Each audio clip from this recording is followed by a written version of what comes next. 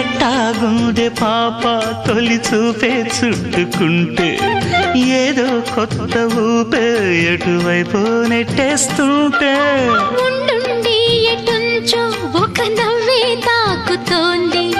మొత్తంగా ప్రపంచం మహగమ్మత్తుగా ఉంది ప్రేమంటే ఇంతేనేమో బాగుందే ఏమైనా కూడా కొత్తేనయ్యో ఏం చేద్దాం ఈ పైన